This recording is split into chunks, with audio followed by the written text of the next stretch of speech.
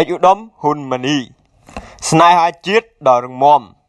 ប្រជាពលរដ្ឋជាង 15,000 នាក់ពីគ្រប់ទិសទីគាំទ្ររដ្ឋាភិបាលដោះស្រាយបញ្ហាព្រំដែនការពារបូរណភាពទឹកដីនៅលើបណ្ដាញសង្គមនាថ្ងៃប្រហ័សទី19ខែមិថុនានេះ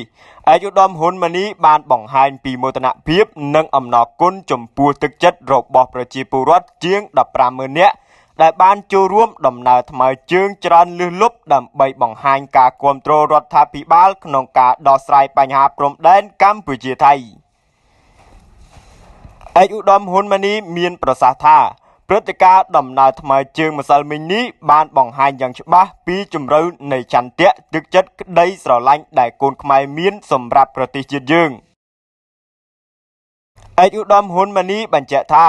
ទោះបីជាការរៀបចំសពផ្សាយរយៈពេលត្រឹមតែ 2-3 ថ្ងៃតែប៉ុណ្ណោះប៉ុន្តែព្រះសង្ឃពុកម៉ែបងប្អូនក្នុងរាជធានីនិងមកពីបណ្ដាខេត្តនានាគ្រប់មជ្ឈដ្ឋាន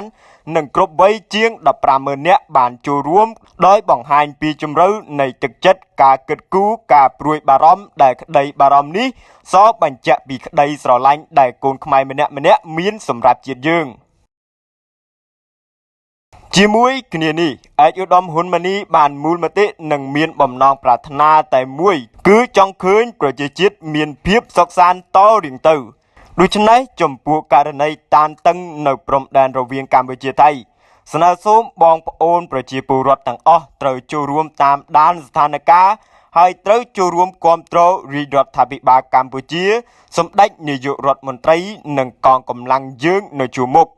ដែលខិតខំប្រឹងប្រែងទាំងយប់ទាំងថ្ងៃរកដំណោះស្រាយដោយសន្តិវិធីលើរាល់បញ្ហានិងត្រៀមខ្លួនជាស្រេចដើម្បីការពារបូរណភាពដែនដី